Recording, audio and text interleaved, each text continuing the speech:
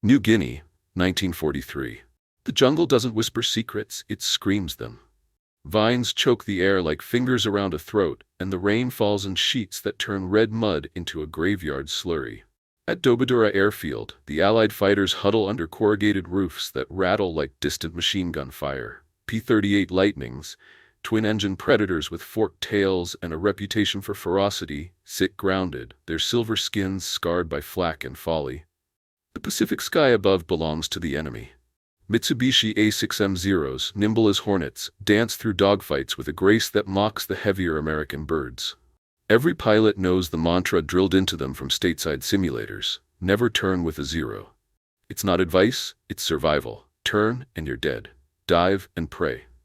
But prayer in the cockpit is just another word for luck, and luck runs out faster than avgas in a leaky tank.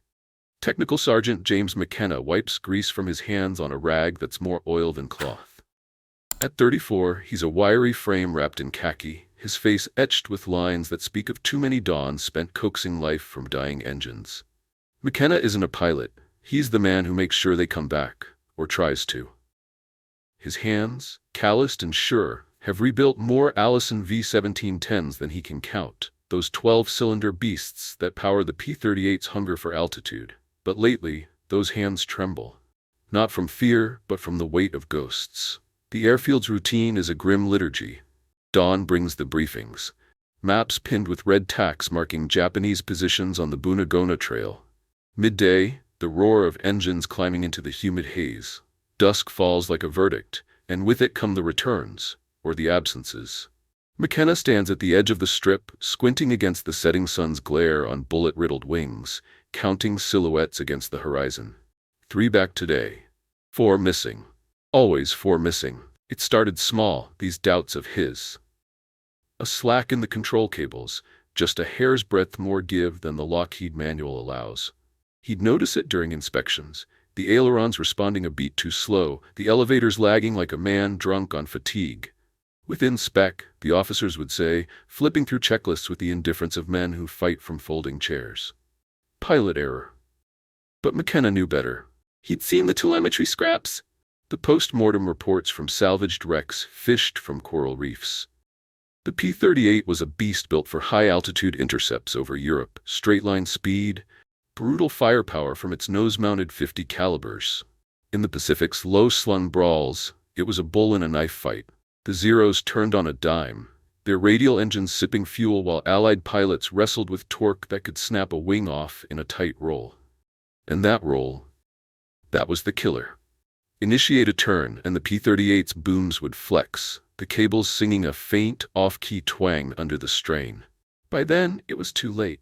The Zero was inside you, its 20mm cannon stitching fire through your cockpit. McKenna keeps his thoughts buried, like spare parts in a footlocker. He's no mutineer, just a kid from Scranton who fixed Model Ts before the draft board called his name. Faith got him through flight school, not as a flyer, son, but as a wrench-turner. Faith in God, in the hum of a tuned magneto, in the idea that hands like his could stitch the world back together. But faith frays in funerals. They bury the pilots in the soft earth beyond the wire, under crosses whittled from palm fronds. No bugles here, just the drone of flies and the patter of rain on fresh-dug graves. Lieutenant Parker was the latest. 22 years old, from some dairy farm in Wisconsin, with a laugh that cut through the hangar din like sunlight. Parker flew a routine ferry mission yesterday, escort a C-47 over the Owen Stanley Range, nothing heroic. McKenna had signed off on his bird, Birdie 2, at 0600. She's purring, Lieutenant. Just mind the crosswinds on the deck. Parker had clapped him on the shoulder, that boyish grin flashing. Thanks, Sarge. Owe you a beer when we crack Rabal. They never did. Zero ambush at 5,000 feet. Parker's wingmen watched it unfold. The P-38 banking left into a vector, trying to loop back for a deflection shot. The turn came sluggish, the booms yawning wide under centrifugal pull. The Zero slipped in like smoke, its tracery of tracers blooming orange. Birdie 2 folded in half, a crumple of aluminum and fire plummeting into the green abyss. Pilot error, the report read that evening, typed on a Underwood portable in the command tent. Attempted unauthorized maneuver. McKenna read it by lantern light, the words blurring through smoke from his Chesterfield. Unauthorized. as if turning to save your skin was a crime. He crumpled the paper, the creak of his cot the only sound in the Quonset hut. Rodriguez, his bunkmate, a stocky Puerto Rican sparrow from the motor pool, stirred in the shadows. "Another one, eh, Mac? You gonna stare at that wall all night?" McKenna didn't answer. Rodriguez knew the ritual. The silences after losses, the way McKenna would pace the hangar at midnight, flashlight beam dancing over control runs like a surgeon's scalpel. They were opposites, he and Rodriguez, McKenna the quiet Presbyterian, Rodriguez the lapsed Catholic who joked about saints to keep the devil at bay, but war forged mirrors from unlikely steel. "It's the damn cables," McKenna muttered finally, voice low as the rustle of palm fronds outside. "Not tight enough. They slack under load, throw the roll rate off by seconds, seconds that get you killed." Rodriguez propped on an elbow, the cot groaning. "Tell the brass, Mitchell's always yapping about efficiency." Captain Frank Mitchell, flight commander, West Pointer with a mustache like a ruler and eyes that measured men like faulty parts. Skeptical didn't cover it. Mitchell was a bulwark, all procedure and precedent. "Specs are specs, Mac. Lockheed says it's fine." "Lockheed's not bleeding out at 20,000 feet. McKenna's fist clenched around the rag, knuckles whitening. He'd sketched it out once, on the back of a ration wrapper. A simple brace, a tensioner to preload the cables, eliminate that fatal play. Nothing fancy, no hydraulics, no redesign, just wire. Piano wire scavenged from a wrecked B-25's instrument panel, bent into a Z-hook to cinch the slack without binding the works. Physics, not magic, but magic in a war where doctrine was God. The next morning the routine ground on. Engines coughed to life under McKenna's hands, the Allison's growl vibrating through his bones like a pulse. Lieutenant Robert Hayes taxied up for pre-flight, his P-38s props chewing mist from the air. Hayes was different, sharp-eyed, from a Boston shipyard family, with a drawl that hit a mind like a slide rule. No glory hound, just a man who flew because the alternative was worse. "How's she feel today, Sarge?" Hayes leaned from the cockpit, goggles pushed up like a crown. McKenna ran his hand along the boom, fingers tracing the cable housing. There it was again, that subtle give, a millimeter of doom. "Solid as scripture, Lieutenant, but if you tangle with zeros, remember, dive and drive. No hero turns." Hayes nodded, but his eyes lingered. "Heard about Parker. Bullshit report." He spat tobacco juice over the side. "Kid was good, plane let him down." The words hung like humidity. McKenna met Hayes' gaze, the jungle's green wall closing in behind them. For a heartbeat, the airfield faded, the roar of Merlins, the stink of burnt rubber from a spun tire. Just two men, bound by the unspoken math of survival. If I fix this, McKenna thought, it's not procedure. It's Parker coming back. The idea rooted deep, a seed in cracked soil. Faith wasn't waiting for orders, it was acting when the world said no. That afternoon, another briefing.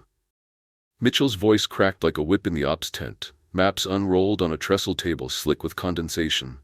"Zeros are probing the slot again. Intel says Sakai's wing, that bastard's got 50 kills. We hit him straight, boom and zoom. No low-level scraps. Questions?" A murmur, boots shifting on duckboards. McKenna lingered at the flap, uninvited but unseen. Sakai. Saburō Sakai, the Japanese ace whose name evoked nightmares. Elegant in his silk scarf, lethal in his Zero, Sakai turned the sky into a canvas of arcs and spirals. Reports filtered back from downed pilots. The Zero's roll rate, a blur that made P-38s look leaden. Mastery, they called it. But mastery was just engineering, and engineering could be met. Doubt gnawed at McKenna through the evening chow, spam and rice that tasted of tin. Rodriguez nudged him under the mess tent's sagging fly. "You're brooding again, amigo. What's the fix? You gonna wire the whole squadron like Christmas lights?" "Maybe." It slipped out, half joke, half vow. But in the humid dark, as cicadas screamed their electric hymn, McKenna felt the pull. The hangar called, its shadows a confessional. He slipped away after taps, boots squelching through ankle-deep puddles. The guards nodded him through. Wrenches were trusted more than rifles here. Inside, the air was thick with the scent of dope and dope, varnish on fabric wings mingling with the acrid bite of hydraulic fluid. A single bulb swung from a rafter, casting swings of yellow over fuselages like ghosts at a wake. McKenna knelt by Birdie 2's empty cradle, Parker's slot still warm with absence. His toolbox yawned open, tools glinting like teeth. He fished out the piano wire, 6 inches of tempered steel, salvaged and straight. In his pliers, it bent reluctant, the twang echoing sharp as a snapped tendon. Z-shape, hook to anchor, loop to tension, crossbar to lock. Simple, sacrilegious. Sweat beaded his brow, not from heat but the gravity of it. Officers like Mitchell would call it tampering, endangerment of government property. Court-martial fodder in a war desperate for planes, not experiments. But the faces scrolled through his mind. Parker mid-laugh, Hayes quiet resolve, the roster's blacked-out names like erasures from God. If a man can build death with his hands, he thought, he can also build life.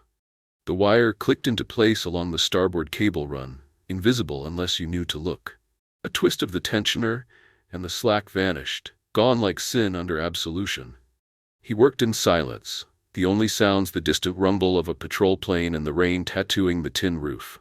Hours blurred. Dawn's gray light seeped under the doors before he straightened, back knotted, hands raw.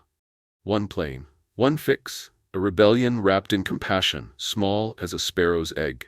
Outside, the jungle exhaled steam, the first birds piercing the mist with cries like shrapnel. McKenna lit a smoke, inhaling the burn that grounded him. The war machine would grind on, briefings, patrols, the endless calculus of kill ratios. But in that cradle, something shifted. A plane that might turn.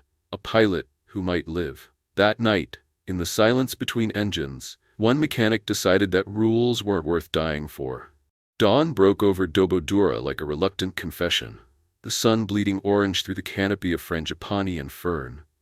The air hung heavy with the tang of aviation fuel laced with jungle rot, diesel fumes curling from fuel bowsers like incense at a pagan rite. McKenna hadn't slept. His cot in the Quonset had cradled him for an hour, maybe 2, before the ghosts of cables and contingencies dragged him back to the hangar. There, under the eaves where dew dripped from rusted gutters, he waited for Hayes' bird to taxi in for the morning check. The fix was in place now, a secret sacrament etched in steel, that Z-wire cinching the starboard run, invisible as original sin unless a mechanic with McKenna's eyes pried open the access panel. He busied his hands with routine, torquing spark plugs on a grounded Wildcat, the metallic snick of the wrench a metronome against his pulse.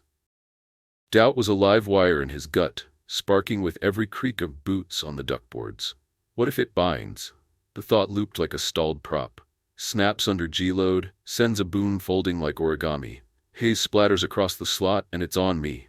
But beneath the fear, a quieter current hummed. Possibility. The P-38, reborn in shadow, turning not as doctrine decreed, but as physics allowed. Crisp, immediate, a predator's snap. Hayes arrived at 0700 sharp, his lightning, eagle's claw, growling low as it settled on the pan, props feathering to a whisper. The lieutenant hopped down, flight suit unzipped to the navel, revealing a sweat-soaked undershirt. He carried the easy slouch of a man who'd flown bombers over Palesti, but his eyes held the Pacific's edge. Wary, wolfish. Sarge, she's due for a once-over before the hop. Mitchell's got us on cap over the Huon Gulf, Zero sniffing for transports again. McKenna nodded, clipboard in hand like a shield. Run her up, Lieutenant. I'll eyeball the controls. They moved in tandem, Hayes at the stick, McKenna at the wing root, signaling throttle bursts. The Allisons snarled to life, blue flames licking exhaust stacks before settling to a throaty idle. Hayes worked the pedals, the rudders flapping lazy in response. Then the ailerons, left, right, the booms flexing with a solidity that sent a jolt through McKenna's palm where he braced the trailing edge. No lag, no twang of protest, just clean deflection, the cables humming taut as bowstrings. Hayes' voice crackled over the headset patch, tinny through the ground wire. Feels tighter up here, like she woke up hungry. McKenna's throat tightened. He keyed the mic, forcing casual. Fresh lube on the runs, should bite better today. Just fly her straight, Hayes. Boom and zoom, like the book says. A pause, static hissing like breath held. Copy that. But if I see a zero's tail, Sarge? Might just test the pages. The eagle's claw lifted at 0830, a silver arrow piercing the overcast, trailing 4 more P-38s in loose finger 4. McKenna watched from the revetment, shielding his eyes against the glare bouncing off bullet-scarred palms. The formation climbed east toward the Gulf, contrails feathering into the trade winds. Rodriguez sidled up, a mug of coffee, black as sump oil in his fist. Your boy's got stones, flying lead like that. Sakai's out there somewhere, painting the clouds red. Hayes knows his trade. McKenna's voice was steady, but his fingers drummed the chain-link fence, a Morse code of impatience. The sky emptied, leaving only the drone of a distant B-25 patrol and the incessant thrum-thrum of malarial mosquitoes. Time stretched, elastic as a rubber band under strain. He paced back to the hangar, the concrete apron slick with overnight rain, and busied himself with inventories. Cotter pins short by a dozen, hydraulic line cracking on 3 birds. But his ears strained for the Radio Shack's chatter, the ops tent's flaps stirring with every incoming squawk. The first call came at 10:42, fragmented and urgent, the radio man's voice a yelp over the field phone. Bandit contact, 4 zeros, bearing 090, Angels 5. McKenna froze mid-wrench, the socket slipping from his grip to clatter on the oily floor. In the command tent, Mitchell's silhouette barked orders, maps rustling like dry leaves. The fight unfolded in bursts, vectors called, guns hot, the staccato of 50 cal reports imagined in the static. McKenna's world narrowed to the receiver's glow. Rodriguez at his shoulder, both men statues in the humid gloom. Eagle lead, break left, Fox 2's on your 6. Hayes wingman, a Texan drawl thick with adrenaline. Then Hayes, cool as canal water. Tally 1, turning in. Gimme room, turning in. The words landed like a grenade pin pulled. McKenna's breath caught, the hangar spinning in a haze of dope and despair. Doctrine screamed no, dive, extend, use the lightning speed to slash and vanish. Turn with a 0, and you fed the beast. But Hayes trusted the feel, that newfound bite in the controls. The radio fell silent for an eternity, 30 seconds that carved like hours, punctuated by the crackle of jamming bursts. Then, splash 1, 0 down, smoking into the deck. Cheers erupted in the tent, muffled through the canvas. But it was Hayes's follow-up that hollowed McKenna's chest. She's turning like a fighter, boys. Inside his loop, nailed him clean.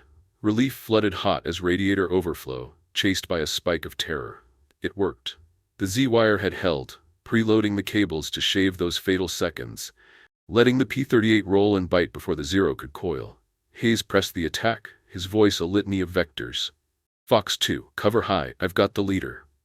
2 more splashes before the bandits broke, fleeing north in a scatter of silk and smoke. The formation reformed, Hayes's bird unscathed, circling back west under a sky scrubbed clean by the scrum. They touched down at 11:50, tires smoking on the strip, the ground crew swarming like ants to a spill. Hayes taxied to his slot, canopy popping before the props had fully spun down. He vaulted out, helmet under arm, face alight with the feral grin of survival. Sarge, you gotta feel this bird. She danced today, rolled into that bastard like he owed her money. McKenna approached slow, wiping palms on his trousers, the scent of burnt cordite wafting from Hayes' flight suit. Up close, the lieutenant's eyes burned with questions, but gratitude first. A rough clasp of shoulders, bone on bone. 3 kills, Mac. 3. Mitchell's calling it luck, but I felt it. The controls, tight as a drum. What'd you do? The truth lodged in McKenna's throat like a cotter pin. He glanced at the boom, the access panel sealed with a thumbprint of grease. Just a tweak, nothing official. Hayes' gaze sharpened, reading the evasion like a radar blip. Tweak, huh? Keep 'em coming, Sarge. For Parker. For all of us. He clapped McKenna's back once more and strode off, barking laughs with his wingman, the tally hoist on his fuselage waiting for fresh paint. 3 rising suns scratched through. Word spread like oil fire in a bilge. By evening chow, the hangar buzzed with whispers. Pilots clustered around Eagle's claw, no fingers probing the booms, Hayes recounting the dogfight in low tones. Zero's turn, the impossible counter, the thunk-thunk of 50s chewing radial engine. Rodriguez caught McKenna at the fuel dump, shadows lengthening across the pan. You're a wizard now, eh? Hayes is singing your praises like Sinatra. But Mitchell, he's got ears like a bat. Fear coiled tighter then, a serpent in McKenna's belly. Discovery meant demotion at best, Leavenworth at worst, tampering with aircraft and theater, endangering lives under the guise of saving them. But pride burned brighter, a pilot's grin etched in his mind. That night, under the same flickering bulb, he worked on Hayes's spare, another Z-wire, bent with pliers that bit into his palms like pennants. One more, he bargained with the dark. Then stop. But dawn brought requests, slipped notes in toolboxes, nods from Flightline. Fix mine, Sarge, for the boys. The rebellion unfurled quiet as monsoon mist. McKenna became a ghost in the hangars, midnight shifts blending into pre-dawn hazes, the twang of tightened cables a lullaby only he heard. 5 birds by week's end, then a dozen, spread by hazes of angelism, pilots trading shifts to cover his absences. Each fix was ritual. Panel popped under flashlight beam, wire threaded like a rosary bead, tension dialed to the sweet spot where flex met forgiveness. The jungle conspired in silence, rain sheeting the tin to mask his sins, the creak of gurneys his only confessor. Captain Mitchell noticed the shift first, not in wires but in returns. Losses dipped, 2 pilots down in a fortnight, both to flak, not fangs. Dogfight reports trickled in, P-38s tangling low, turning where they shouldn't, zeros falling in unwanted numbers. In the ops tent, Mitchell paced, mustache twitching like a divining rod. These boys are getting cocky. Boom and zoom only, no joyriding in turns. But Hayes, debriefing with a bandaged hand from grazing 20 millimeters, met his gaze steady. Not cocky, sir. Capable. Planes are handling different. Better. Mitchell's eyes narrowed, suspicion a blade half-drawn. He ordered inspections, spot checks on a random half-dozen lightnings, checklists clutched like indictments. McKenna sweated them out from the shadows, heart hammering as crews pried panels under Mitchell's watchful squint. Within spec, they reported each time, the Z-wires camouflaged in the gloom, tension masked as factory taught. Luck or grace, McKenna couldn't say. But with each clean bill, the fixes multiplied. 20 birds now, whispers reaching adjacent squadrons, a Puerto Rican sparrow carrying the gospel to motor pool contacts. One evening, as thunderheads piled like anvils over the ranges, Saburō Sakai's shadow loomed larger. Intel briefs painted him ascendant. A raid on Allied shipping, 3 P-38s claimed in a virtuoso of scissors and loops. Sakai's zero, a wisp of gray smoke in the reports, turned the sky into his dojo. Untouchable, until it wasn't. A survivor from the scrap, nursed back via PT boat, gasped the anomaly to debriefers. They turned with us, rolled faster, like the big forked tails grew wings. McKenna overheard it from the tent flap, rain slicking his collar. Pride swelled, bittersweet as quinine. His pilots lived, Hayes with 2 more kills, a farm boy from Iowa threading a zeros merge to claim his first. But the cost mounted. Exhaustion carving hollows under his eyes, Rodriguez's warnings a constant drum. You're playing with fire, Mac. One loose tongue, and it's the stockade. For what? Ghosts? For the living, McKenna replied, voice a rasp over the mess hall din. Parker's ghost flies better now. The rebellion crested in a pre-dawn patrol, Hayes leading a flight of 6 into the slot's maw. Zeros pounced at first light, 8 strong, Sakai's silhouette rumored among them. The airwaves lit with frenzy. Turns called, splashes tallied. 4 bandits down, 2 lightnings limping home trailing oil smoke but whole. Hayes landed last, his bird's boom pocked with strikes, but the cockpit intact. He found McKenna at the hard stand, tools in hand for triage. We danced with the devil today, Sarge. Turned inside him. Your tweak's a miracle. McKenna traced a furrow in the skin, fingers trembling. Miracle's got a price, Lieutenant. Keep it quiet. Hayes gripped his arm, eyes fierce. Quiet? This saves wings. Hell, it saves the war up there. By then, the fixes numbered 30, a virus in the veins of the 5th Air Force. Pilots from Laid and Nodzab sought the shadow mechanic, notes folded into pay envelopes. Boom run, midnight. Discretion. McKenna's hands blistered, his faith frayed to wire's edge, pride in each returning silhouette warring with the specter of exposure. Mitchell's inspections sharpened, questions probing like bayonets. Planes feel off, he muttered to aides. Too good, but the sky heeded none of it. Reports from the slot spoke of shifted tides, zeros wary, formations fracturing against P-38 packs that turned and slashed with newfound venom. Sakai himself, in a captured diary page smuggled via OSS, noted the riddle. The fork tails have learned to fly like us.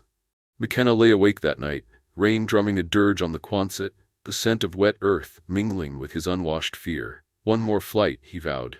Then dismantle it all. But vows in war were as brittle as the dawn. By the time the officers noticed, the sky had already changed sides.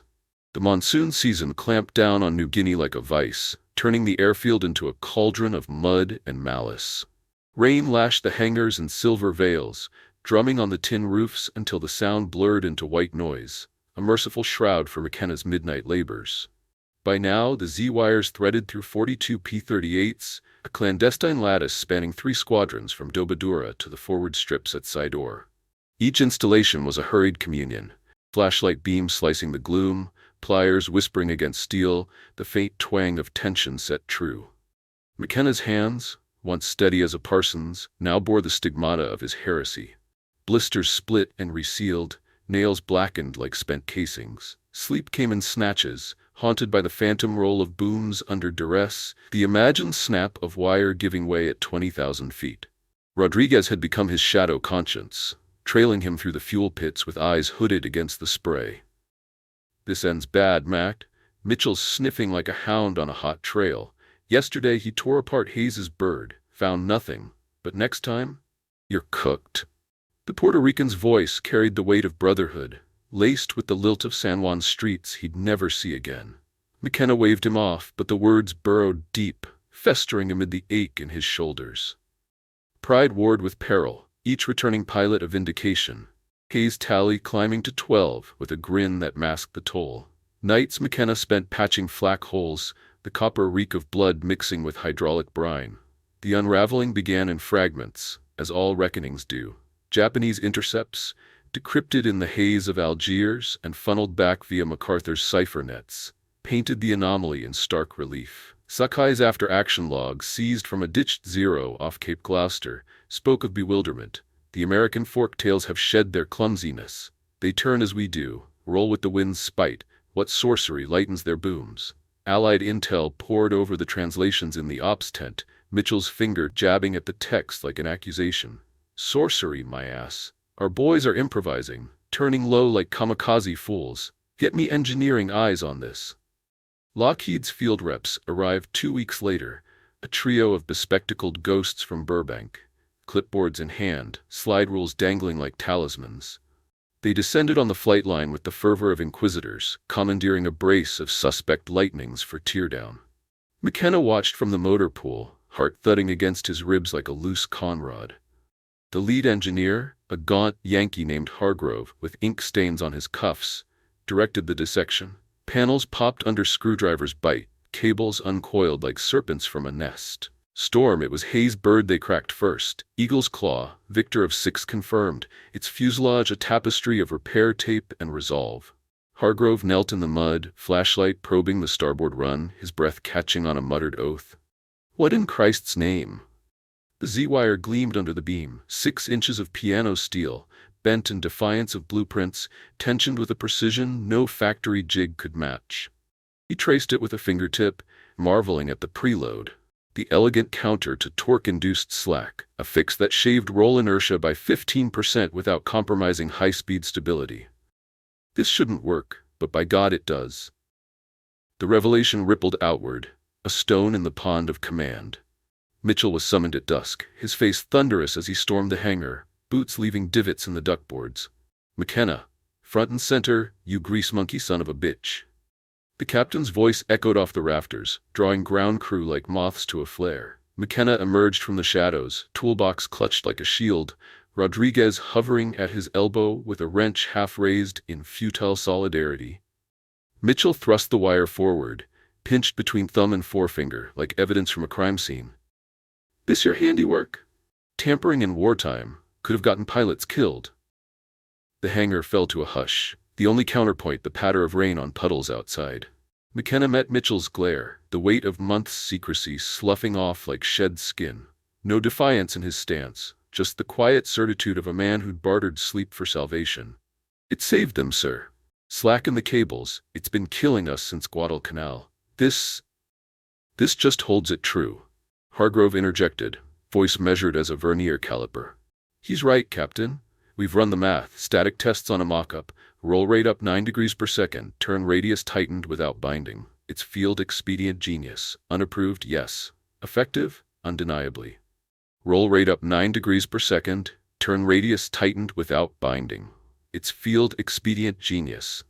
Unapproved, yes. Effective? Undeniably." Mitchell's mustache quivered, the bulwark cracking under the tide of data.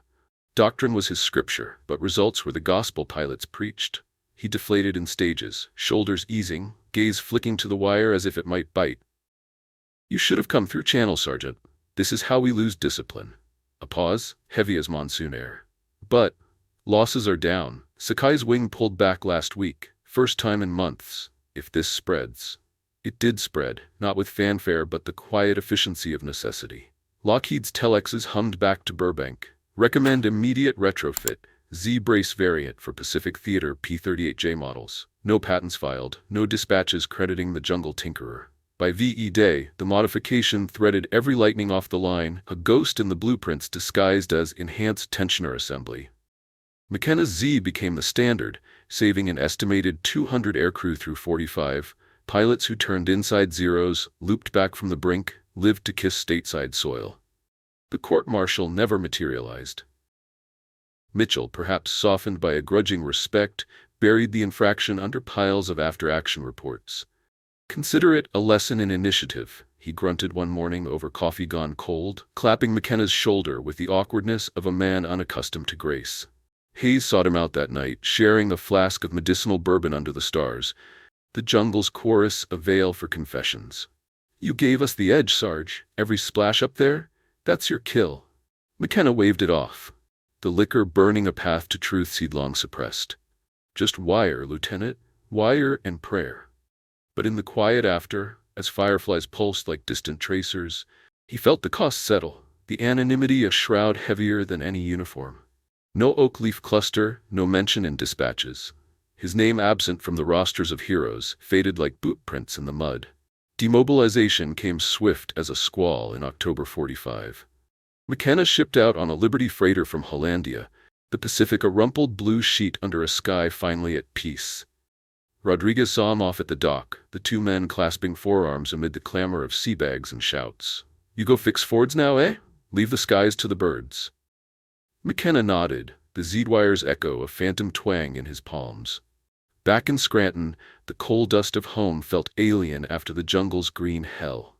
He bought a corner lot with mustering out pay, hung a shingle over a clapboard garage. McKenna's Motors, repairs with integrity. Days blurred into the rhythm of carburetors and fan belts, housewives' sedans wheezing back to life under his sure hands. Sundays brought the steeple-shadowed pews where he knelt with a wife he'd courted by letter. Margaret, a seamstress with eyes like calm water. And a son born in the war's afterglow, little Jamie tugging at his sleeve with questions about the stars. The tremors started small, a year in, hands shaking over a torque wrench. Nights slick with sweat as dreams replayed twang of cables parting mid-turn. Doctors called it combat fatigue, prescribed tonics that dulled but didn't erase. McKenna worked through it, the garage a sanctuary where innovation hid in oil stains, custom braces for sagging frames, tensioners for slipping clutches. But the Pacific lingered, a salt crust on his soul. He never spoke of the wires, not even to Hayes, who drifted through once in 49, a Boeing man now, buying him a beer at the corner tap. "Skies changed because of you, Mac." Forktails wrote the book on it. McKenna raised his glass, silent toast to the unspoken. Historians unearthed the thread decades later, in the yellowed archives of the Air Force Historical Research Agency.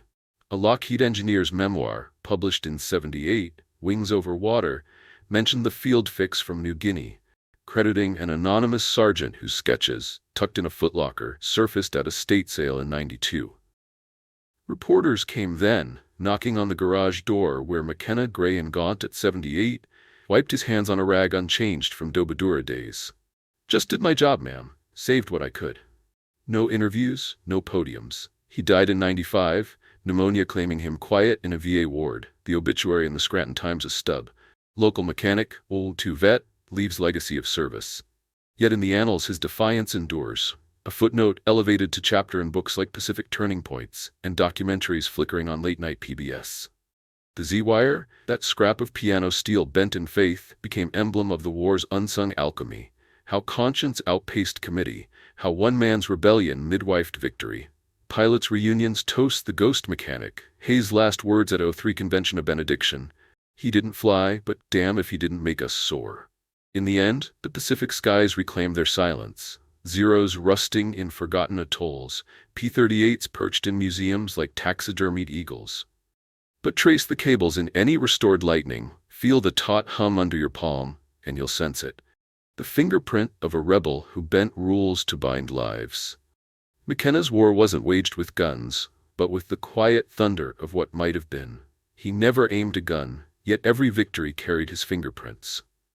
If you believe history's quiet rebels deserve their stories told, subscribe for more Untold War II brilliance.